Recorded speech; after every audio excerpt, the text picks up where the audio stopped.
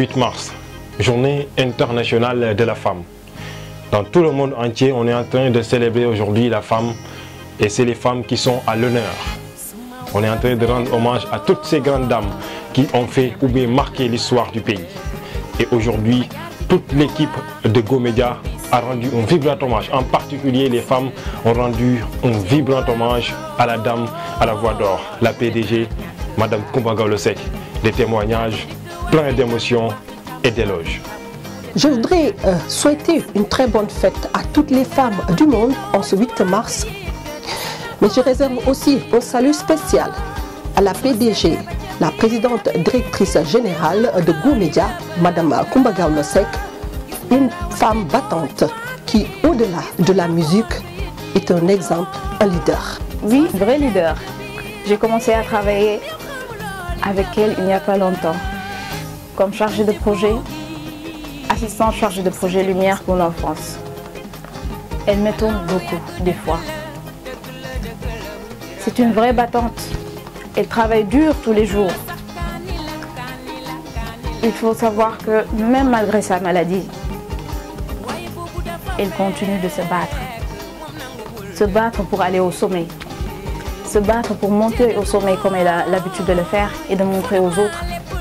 C'est une vraie femme, une vraie battante dans la vie de tous les jours. Que l'on prie pour que cette maladie la quitte, qu'elle se rétablisse, qu'elle nous revienne avec force. Nous avons besoin d'elle à nos côtés.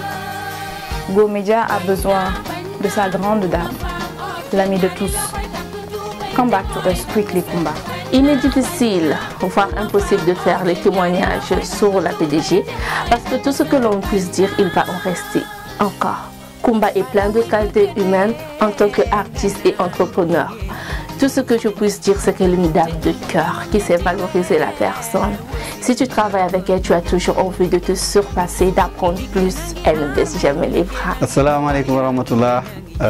Jigéenu Sénégal waaye jigéenu àdduna bi ñu leen di wax fête de journée de la femme di ko souhaiter jigéen ñëpp mais particulièrement sunu PDC de présidente directrice générale bu Go Media di Coumba Gawlo ñu ngi koy ñaanal jàmm di ko ñaanal tawféex di ko ñaanal taysir di wax ci moom nag li ñu xam ci moom mooy nit ku baax la nit ku bëgg ay employé am la mais nit ku bëgg liggéey la muy lu am solo parce que nit koo xam ne nii la su bëggee benn affaire ci liggéey il faut nga def ko nam ko bëggee pour nga mën koo satisfaire te itam nag wax dëgg yàlla xam nga lenn ci lu ñàkk fayda luñ ko xam mooy liggéey jaamu yàlla bëgg ay way juróom loolu itam surtout bëgg ay way juróom bëgg ay frère am loolu lañ xam ci moom ñu ngi koy wax nag bonne fête waaye di ko ñaanal yàlla balaa feetu déwén bi yàlla may ko wér waxuma la tane wér laa wax mu wér dellu ci scène bi ci barkeb Seydina Mohamed. Au-delà du fait qu'elle est ma PDG, j'avoue que j'ai beaucoup d'estime pour sa personne. J'aime sa personnalité, sa bravoure et connaissant son parcours, comment elle a commencé jusqu'à là où elle est présentement. Rien que ça montre la grandeur de cette dame, pourvue de beaucoup de qualités humaines. Vous savez, ce n'est pas du tout facile pour une femme d'investir dans le domaine médiatique, mais elle a quand même réussi.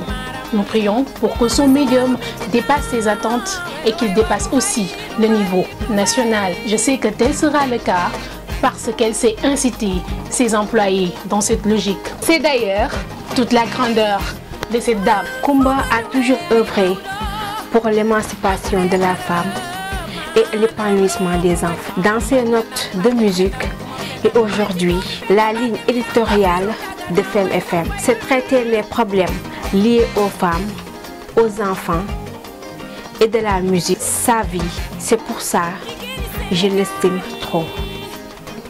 Il y a un dicton qui dit qu'aucune jeunesse ne peut s'épanouir sans idole. Et bien pour moi, Coumba, elle est une idole et pour beaucoup d'autres femmes. Idole parce qu'elle sait que là où l'homme peut être, la femme peut y trouver sa place et même plus. Les femmes ne doivent pas être des objets, mais leur valeur va au-delà. D'où cette magnifique chanson intitulée Baina Baina. Et elle a parfaitement raison de dire que ñaari loxo mooy takk tubéy waaye itam mooy takk sër.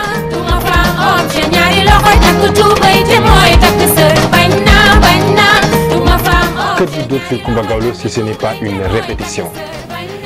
Les témoignages sont bien sûr tous unanimes. Une dame forte, une dame battante, ambitieuse et pleine d'énergie. Et bien sûr, une dame pleine de succès. Tout le monde, en particulier le personnel de Go Media, y compris même les garçons, partagent la peine avec vous. Bonne fête des femmes.